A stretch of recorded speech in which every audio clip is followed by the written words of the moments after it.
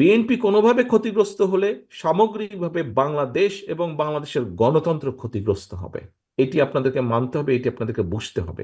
কাজেই প্রিয় সহকর্মীবৃন্দ, আজকে শুধু আপনার নিজের স্বার্থে আপনাকে ঠিক থাকতে হবে যে তা না, আপনাকে ঠিক থাকতে হবে, আপনাকে ঠিকভাবে আচরণ করতে হবে, আপনাকে ঠিকভাবে উঠা বসা করতে হবে, কথা বলতে হবে আপনার নিজের স্বার্থে, যেমন একইভাবে এই দেশের গণতন্ত্রের স্বার্থে, একইভাবে এই দেশের মানুষ এবং দেশের স্বার্থে আপনাদেরকে সঠিক ভূমিকা পালন করতে হবে।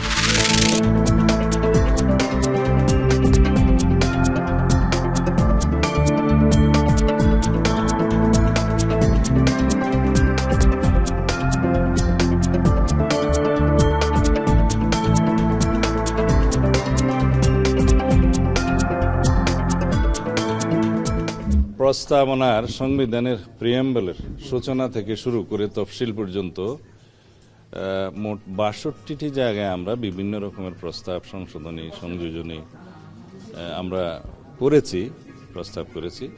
এগুলো ওনাদের কাছে জমা দিয়েছে, ওনারা সেটা বিবেচনা করবেন বলে আমরা আশা করি। সংবিধান সংশোধনের প্রস্তাব করেছি আমরা ব্যাপক ভিত্তিক, যাতে এটা গণতান্ত্রিক সংবিধান সংশোধন হয় এবং জনগণের আকাঙ্ক্ষা পূরণ হয়। আমরা ৫ই জানুয়ারি পর্যন্ত সময় পাবো এরকম আশা করছি, যদিও বলা হচ্ছে ৩০শে ডিসেম্বর পর্যন্ত। তো আমরা সেই প্রস্তাবগুলো দেব। তারপরে নির্বাচনের প্রক্রিয়াগুলো এক হচ্ছে যে নির্বাচন সংস্কার সংক্রান্ত একটা কমিশন আছে, তারা বলবেন। আর এটার নির্বাচনের সিদ্ধান্তটা আসলে নেবে অন্তর্বর্তী সরকার।